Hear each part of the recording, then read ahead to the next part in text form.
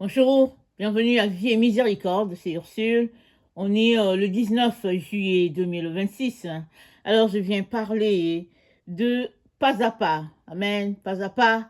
Notre texte se trouve dans Ésaïe 28.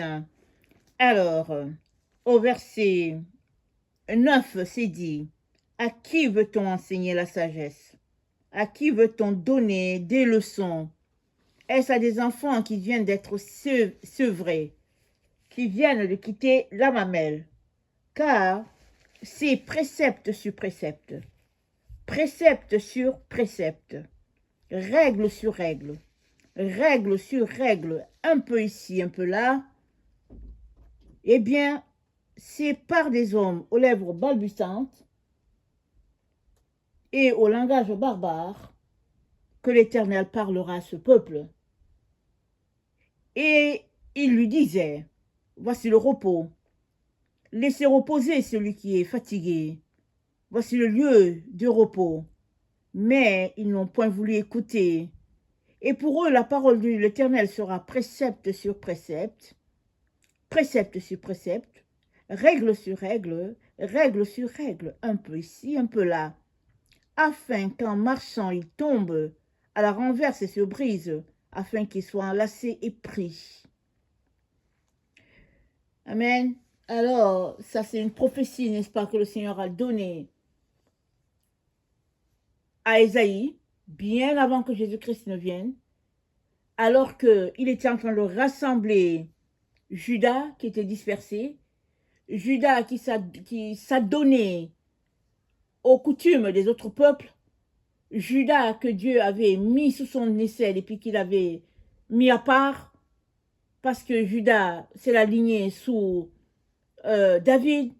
Dieu les avait préservés, n'est-ce pas? Il les a donnés de pouvoir respecter Dieu et d'obéir à ses commandements, et il les garderait en alliance avec l'Éternel. Mais Judas s'est détourné, si bien que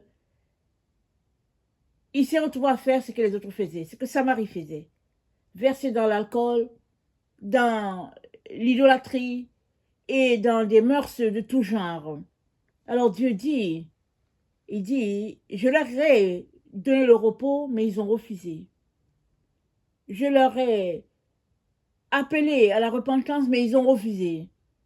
Il dit alors, je vais donc aller les chercher, mais par d'autres peuples, par des lèvres qui bégayent, qui balbutient, de telle sorte que ils auront de la difficulté, n'est-ce pas, à comprendre, comme si Judas ne savait pas qui était l'Éternel, comme si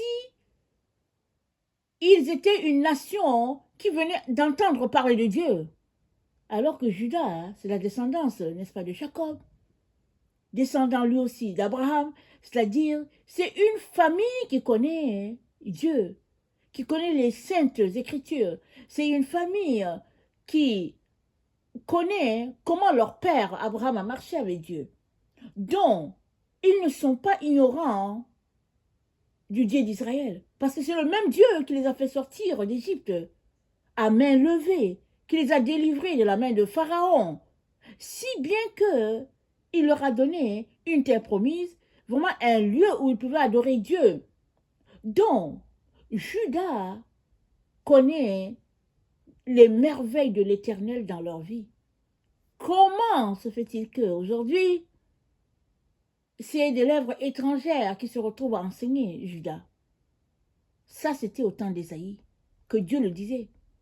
Combien cette parole est vraie encore aujourd'hui, et surtout aujourd'hui, où Jésus-Christ le Messie est venu, il est retourné, et il est sûr, n'est-ce pas, le point de venir pour se révéler encore, parce que c'était dit qu'il reviendrait. Mais la descendance d'Abraham est toujours à l'ignorance de cette venue du Messie, parce qu'ils ont rejeté Jésus. Alors s'ils l'ont rejeté la première fois, c'est pas la seconde fois qu'ils vont l'accepter, puisque la première fois ils ont dit qu'il n'est pas venu. Et alors que ceux qui ont donné leur vie à Jésus attendent un second retour. Judas est en train d'attendre, Judas et tout Israël attendent que Jésus-Christ vienne, que leur Messie vienne. Alors Dieu dit, pour donc les enseigner, pour les ramener à la vérité, pour les ramener sur le chemin de la droiture, c'est des personnes étrangères qui vont leur envoyer cet enseignement-là. Et ce sera comme de nouveaux préceptes pour eux. Voilà pourquoi Dieu dit précepte après précepte, ligne après ligne, comme s'ils étaient en train d'apprendre les ABC des Écritures, alors qu'ils connaissent Dieu. Alors, par analogie, n'est-ce pas, c'est la même chose que Dieu est en train de nous dire. Si tu connais le Seigneur depuis longtemps, tu lui as donné ta vie et tu es en train de marcher avec lui, ou bien t'es-tu intéressé à la vie de ce monde, si bien que Jésus-Christ devient quelque chose de lointain pour toi, un précepte lointain. Et si c'est ça qui est arrivé, répands-toi, reviens, n'est-ce pas, à ton Dieu, viens t'humilier et il va te conduire. Et il va te conduire comment?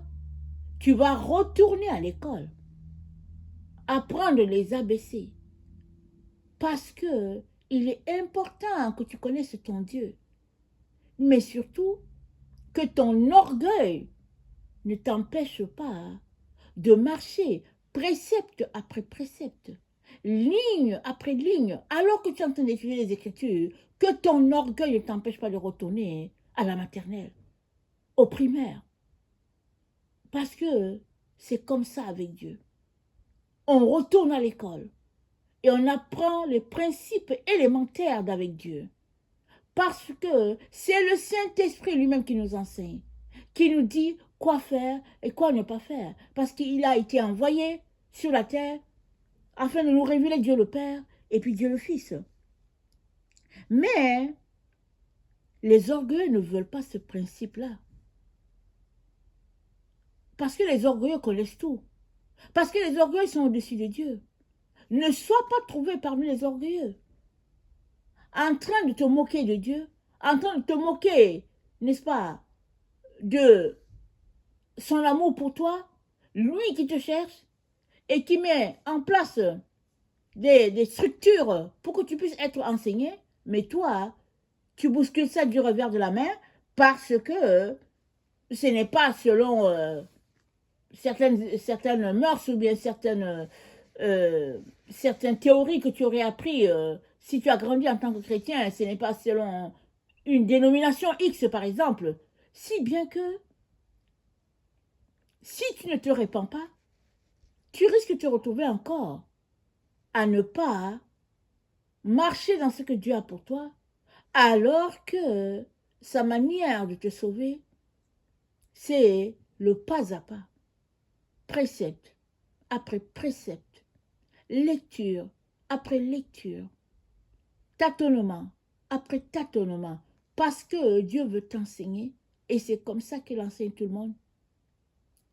Le seul problème, c'est que celui-là qui vient de donner sa vie à Jésus, il n'a pas de problème à passer précepte après précepte, enseignement après enseignement, parce qu'il sait qu'il est un nouveau chrétien, il sait qu'il est un bébé, et il est vorace, il veut apprendre. Mais toi, qui es chrétien depuis longtemps, tu trouves ça humiliant de passer précepte après précepte, ligne après ligne. Tu trouves ça humiliant. Mais je viens t'encourager aujourd'hui à ne pas épouser cette pensée-là. Car c'est une pensée qui t'éloigne de Dieu. La Bible nous dit, quoique étant fils, il ne s'est pas comparé d'égal à Dieu. Et il a pris la nature humaine, et comme un simple serviteur, il a marché sur cette terre, si bien qu'il a pu accomplir parfaitement ce que Dieu l'a envoyé faire. Et à la fin, Dieu l'a élevé et Dieu lui a donné le nom qui est au-dessus de tout le nom. Si bien qu'au nom de Jésus, tout genou fléchit et toute personne confesse, n'est-ce pas, que Jésus-Christ est le Seigneur. Mais ça, Jésus-Christ et allait à l'école de Dieu. Il acceptait l'enseignement de Dieu, cherchant la face de Dieu à tous les jours, marchant dans les principes de Dieu, précepte après précepte. Lui-même l'a fait. Pourquoi ne voudras-tu pas le faire? Et la réponse se trouve dans notre orgueil d'être humain, se pensant supérieur à Dieu, refusant, n'est-ce pas, la voie indiquée par Dieu, parce qu'on veut une autre voie. Soit elle va nous valoriser, on veut la voie de nos diplômes, la voie de notre standing social, la voie de X, je ne sais pas quoi dire. Et on refuse de passer par le chemin indiqué par Dieu, le petit chemin, la porte étroite et le chemin resserré. On refuse, on veut autre chose. On veut passer outre. Et Jésus-Christ a dit, moi Jésus, je suis la porte. Tous ceux-là qui sont passés outre la porte sont les voilà. Et il dit, ils ne seront pas reçus devant Dieu. Alors, Jésus-Christ est la porte, et la porte nous dit, c'est précepte après précepte. C'est règle sur règle, règle sur règle, un peu ici, un peu là. C'est comme ça qu'on accumule la connaissance de Dieu. Et on peut aussi apprendre ça à quelqu'un d'autre. Il est donc important, à cette heure où se trouve, n'est-ce pas, notre humanité, c'est-à-dire une heure où les ténèbres sont intenses sur la terre, il est important que tu ne refuses pas de retourner à la base. Il est important. Parce que ce n'est que comme ça que le Saint-Esprit va t'enseigner. Parce que il va voir en toi l'humilité. Et il va te montrer les préceptes du Père. Et comme nous sommes dans un temps où les nations sont tout simplement mélangées, ne sois pas étonné. Si tu te fais enseigner par quelqu'un qui parle une langue différente de la tienne, ne sois pas étonné. C'est les temps dans lesquels nous sommes. Accepte ce que Dieu entend le faire, apprends, et la pensée d'apprendre, la mentalité, n'est-ce pas, de connaître Dieu, le découvrir, alors tu grandiras et tu pourras ainsi te retrouver dans la maison du Père. Amen. Et Dieu dit, au verset 18, il dit, c'est pourquoi, ainsi parle le Seigneur l'Éternel, j'ai mis pour fondement en Sion une pierre éprouvée, une pierre angulaire de prix solidement posée. Celui qui la prendra pour appui n'aura point hâte de fuir. Je ferai de la droiture une règle et de la justice un niveau. Amen. Et la grêle emportera le refuge de la fausseté. Et les eaux inonderont l'abri du mensonge. Ça dit, Dieu dit, c'est du temps d'Ésaïe, hein? Du temps d'Ésaïe, il a dit, il y aura une pierre.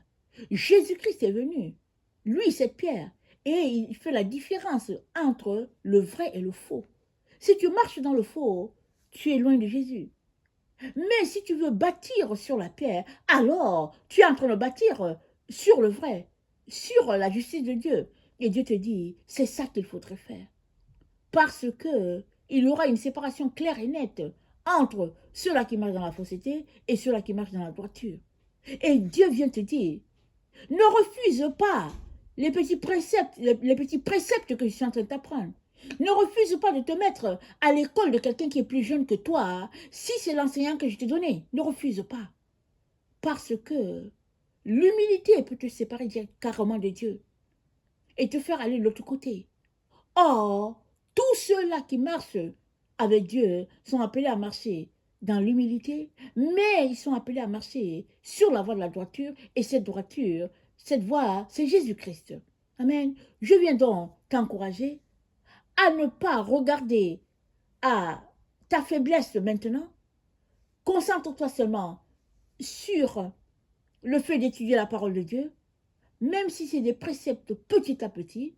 Un jour, n'est-ce pas, tu auras assimilé ce que Dieu voudra pour toi, tu auras grandi, et toi aussi, tu pourras enseigner quelqu'un d'autre.